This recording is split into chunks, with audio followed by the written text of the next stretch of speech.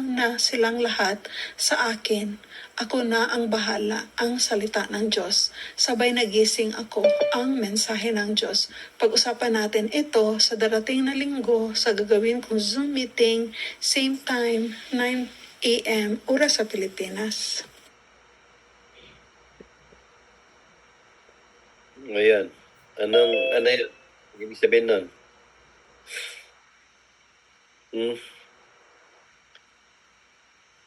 Ayan, malinaw na siguro yan. Kaya ninyo yan. May bitaw kayo pista. Basta may pista, simpleng din yung may paliwanag yan. Pag mamista, dali ninyo maunawaan. Pero pag magpaliwanag, hindi nyo maunawaan, hindi nyo may paliwanag. Ha?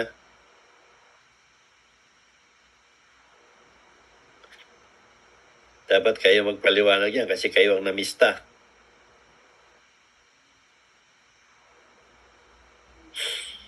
Sino mag-volunteer?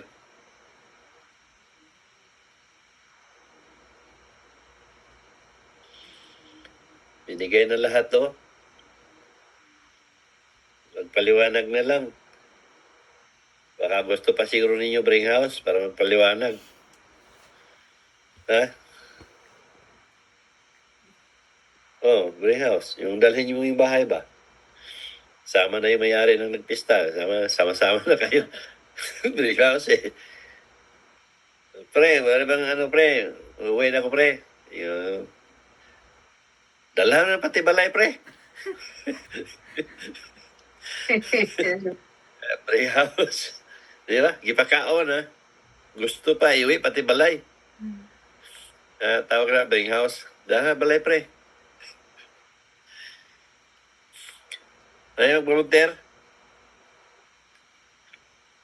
Malinaw naman yun, di ba? Para hindi kayo antukin. Di ba dyan, no? Malayo ang tingin. Malayo ang tingin. Wala namang tinatanaw.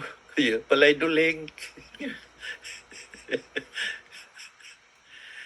Ano? Kala mo nag-isip eh. Wala palang iniisip. Yan pala yun eh. Isip-isip din pag may time. Di ko makashare, Brother Nurse, kay dugay-dugay naging ko wala ka appeal o pista, Brother Nurse. Wala may nag-invite din oy. Wala ng pista sa kabilang... Di sa ibang lugar, wala namang pista. Sa Pilipinas naman may pista. Dito wala may pista dito. Nakalimot na ko unsay live sa pista. Galing ng turo ng simbahan eh.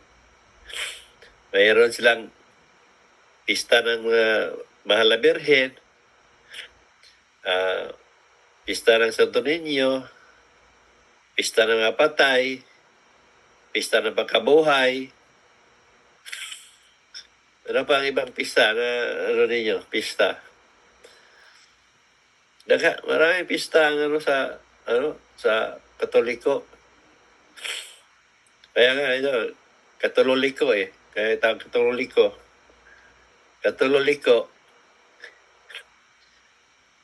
Ano yung katulong liko? Alam niyo yan? Wala. Ha? Unang liko, ilaiko. Di ba?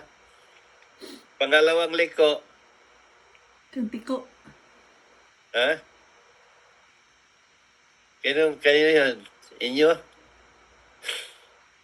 Pangatlong liko, amo. So, yan yung Katoliko. Katoliko.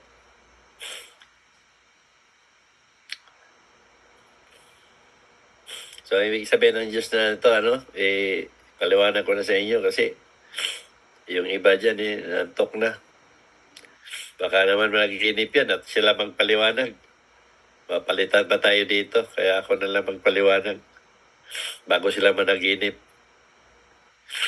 So, ang ibig sabihin ng Diyos dyan, maraming mga tao nagbasa sa mensahe ng Diyos na ipinarating ko. Ang iba naniniwala, pero hindi pa rin nila ni-apply sa sarili Yun yung paniniwala na salita lang. Sinasabi nga nila na ayon sa mensahe na may sense naman kung ano yung tinuturo ko pagdating sa pista, na ginawa lang yun panghakot ng mga tao doon sa panahon na yon para makakulimbat ng pera, dahil yun ang makapangulikta sila pagdating ng simba. Pero yun nga, hindi rin i-apply sa sarili. Ngayon, kasama na yung mga naniwala, nagpapalo, ika nga, pero ginagawa pa nila magpista. Yung nagtabon sila ng lupa, na narinig ko lang yung mga boses, ang ibig sabihin ng Diyos doon na hindi man nila sinasabi, ginawa man nila patago, tulad yan, kayo mga nagsusunod, kayo mga naniwala, kayo nagpapalo, hindi man ninyo sinasabi sa akin nagpista kayo, pero sa totoo nagpista kayo, yun ibig sabihin ng Diyos doon na magtago man kayo sa ilalim ng lupa, makikita at makikita pa rin ng Diyos kung ano yung ginawa ninyo.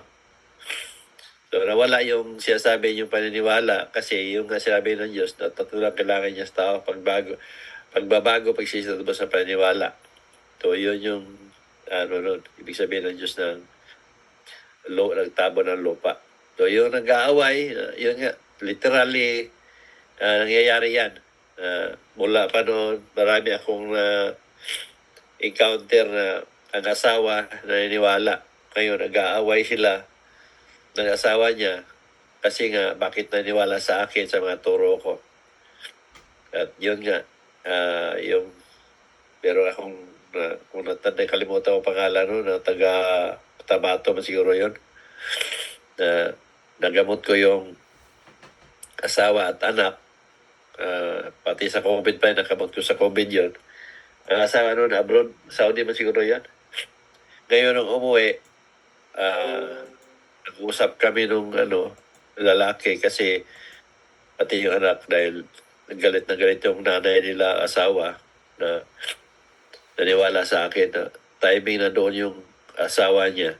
Sa harapan ng video call, na saksihan ko na binato sila ng upuan ng babae. So, yun natin nakikita, na pinaglaban nila yung relihiyon nila na wala silang patunay, at pinakita din sa asal na hindi totoong may Diyos sa puso. Sipin mo, dahil lang sa pag-share ng gamot ko pa na tulungan, tapos batuhin mo ng upuan na mayroon mang patunay. So, sinabihan ko yung mag-ama na okay lang, wag na kayo mag-share. Alam naman niyo kung ano ang mga turo ko, i-apply na ninyo sa sarili ninyo. Ayaw ko din na masirang pamilya ninyo dahil sa turo ng Diyos, o mensahe ng Diyos.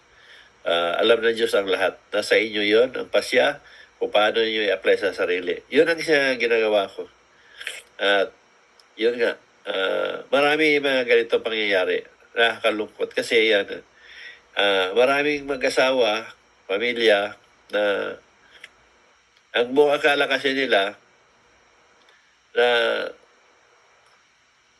ang paniniwala sa isang pamilya, isa lang at maligtas kayo lahat.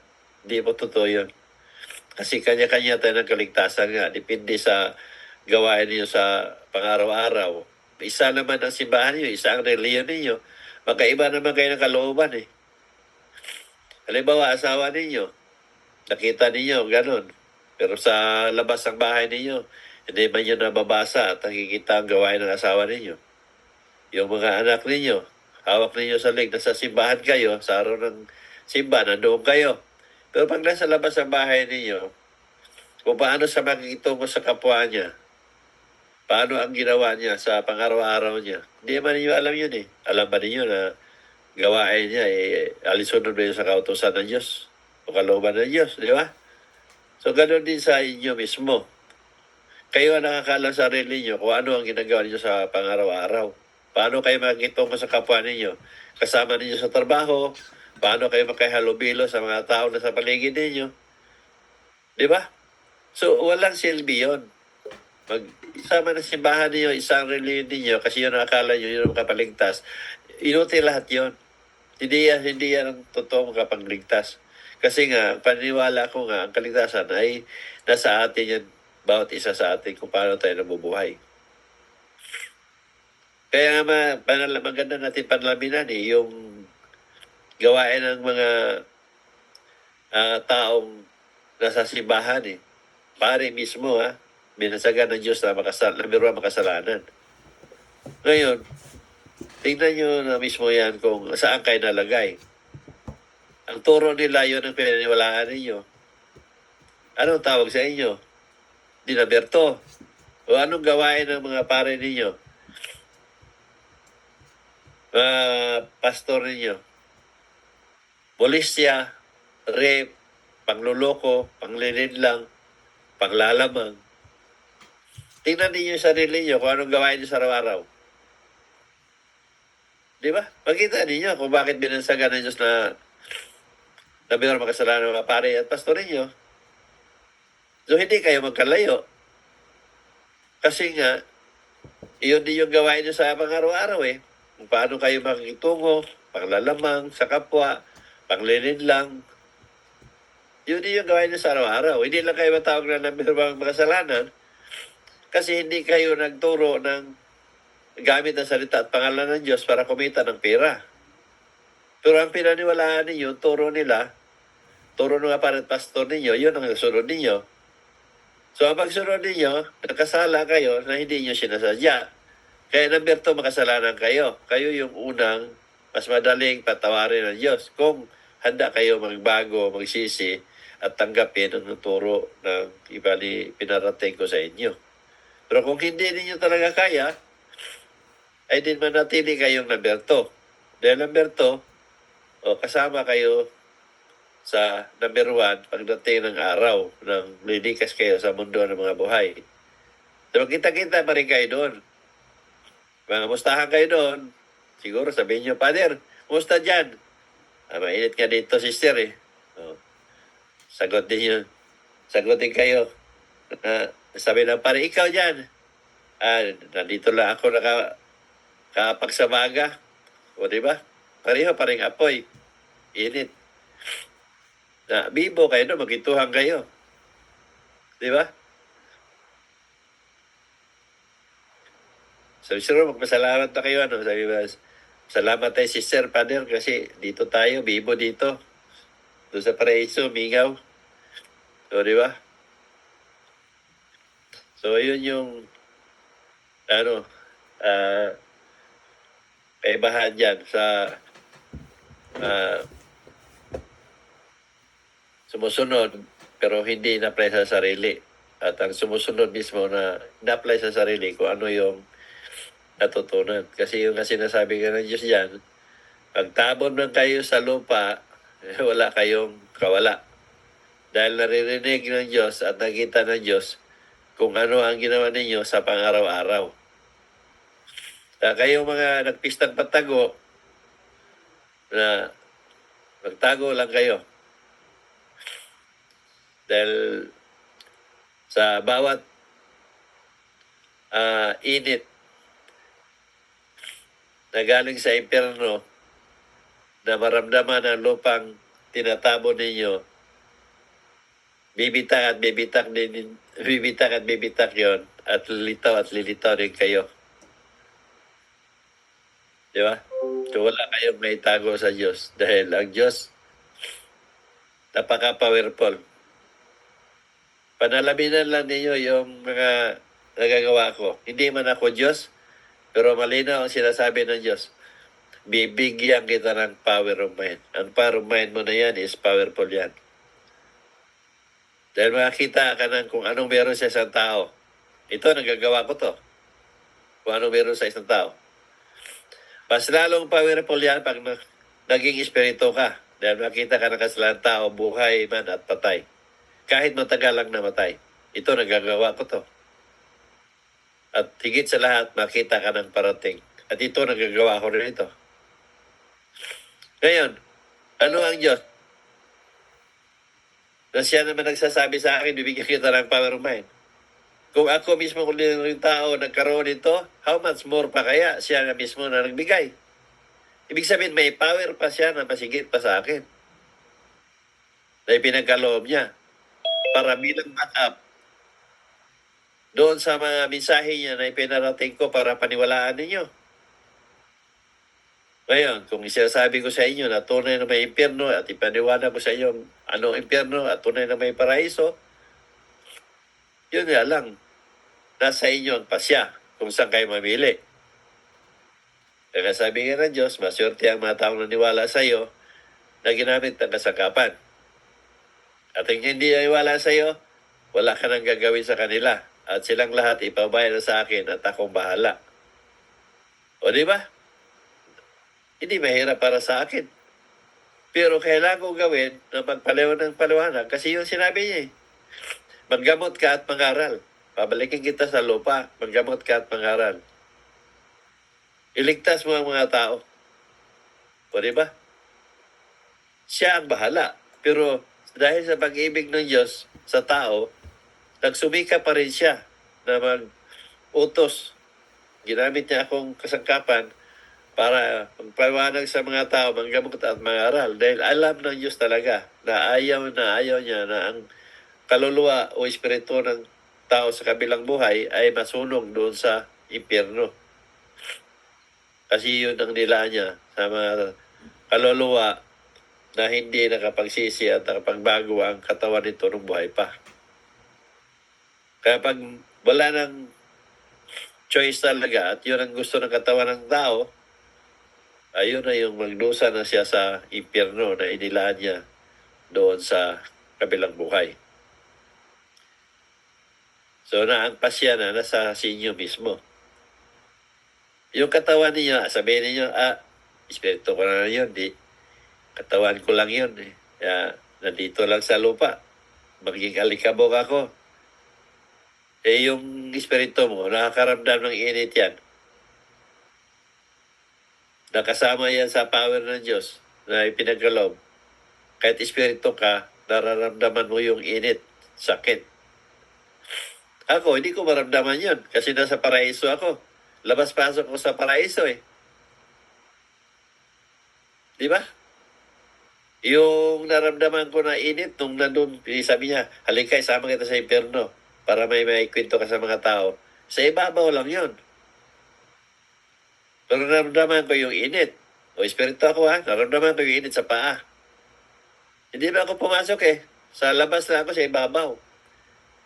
Tapos yung sinabi ko sa kanya, wala akong makita. Sabi niya na sa ilalim ng lupa. Sabi niya, dito ko pinapasok. Ito yung pintuan sa impyerno. Dito ko pinapasok ang makasalanang kaluluwa. Kailangan ko sila linisin sa pamagitan ng pagsunog bago ko maghubog ng kulit sa buto para buhay ko sila muli. Ibig sabihin, nasa ilalim pa nung inapakan ko ang impyerno. Pero sa ibabaw pa lang ako, naramdaman ko na yung init. How much more doon sa loob? O di ba? Sinadya ng Diyos yun para may kwento ko sa tao na may impyerno talaga at tunay na may Diyos talaga. Paano natin mapatunayan na may Diyos? Sa mga kwento ko. Dahil makakita ako ng kasalanan ng tao. Makita ko ng taong buhay at masabi kong mamatay. At makita ko ng parating at busis ko makapagaling. Ang dami niya patunay niyan. Ano ba gusto ninyo? Yung gusto, narinig ninyo na ako mismo magsabi sa inyo mismo harapan, ikaw mamatay ka, ngayon mismo. Yun ba ang hanap ninyo? Wala na. Huli na. Hindi na kayo makapagbago. Pag gayon ang sasabihin ko sa inyo, hindi na kayo makapagbago. Kaya pinakita ng Diyos lahat to para may panahon pa na makapagbago kayo at makapagsisi at magkaroon ng tunay na paniniwala. Napakasimple niya na binigay ng Diyos sa inyo. Hindi pa rin niyo maunawaan. Ang dami ninyo nakinig dyan.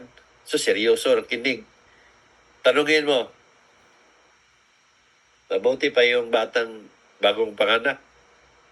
Mapagsalita pang Didi, gatas. Kayo, pag tinanong, kala mo bago yung mga battery. Siga kayo mataba. Di ba?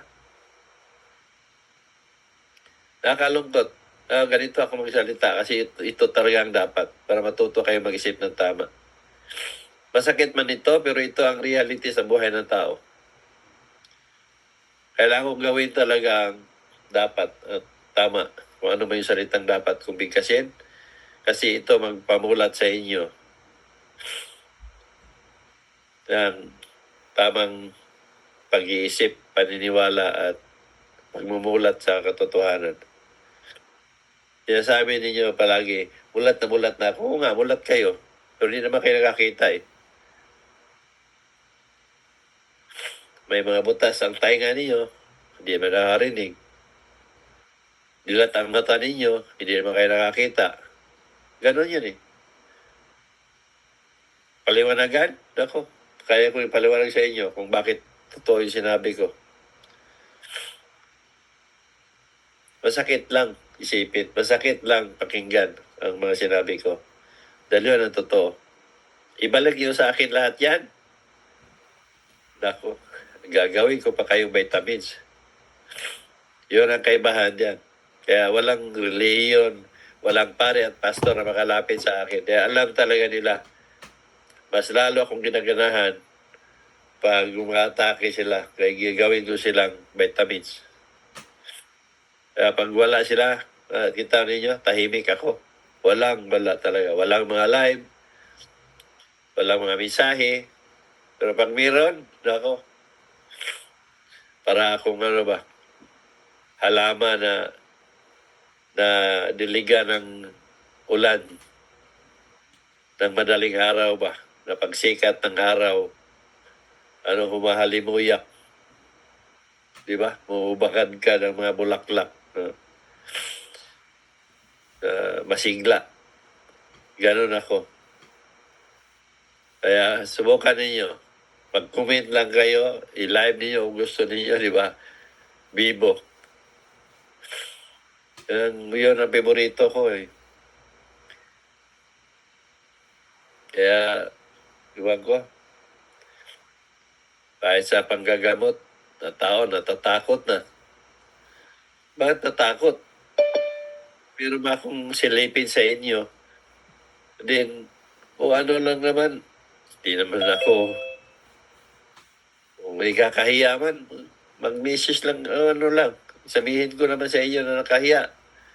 Gusto ba ninyo i-public? O di ba? Pag agree kayo, din i-public. Pag sinabi nyo, ay wag sir, wag nurse, kakahiya. O hindi. Ganoon lang naman yun eh.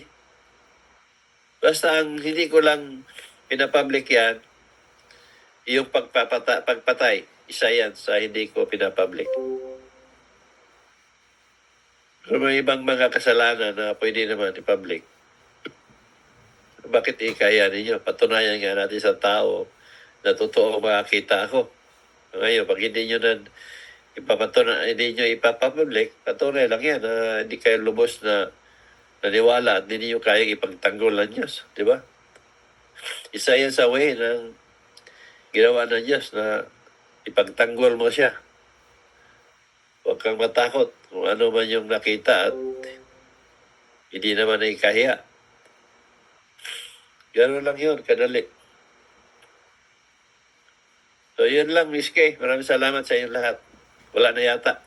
Meron pa, Brother Nurse. Mayroon pa pala. Sabihin pa si Miss Kay ba? Baka naman may sarili kami sa Miss Kay, ha? Hindi, Brother Nurse. Galing ito kay Jesus Christ. Narciso Olalo, May 24, 2026. Mensahe ng Diyos, isa ako sa nakapila sa labas ng isang bahay. Ang alam ko kasi, namista kami. Hindi nagtagal, natatawag na ang isang lalaki na ready na daw ang lamesa. Isa-isa kaming pumasok. Sa pintuan pa lang, may patikim na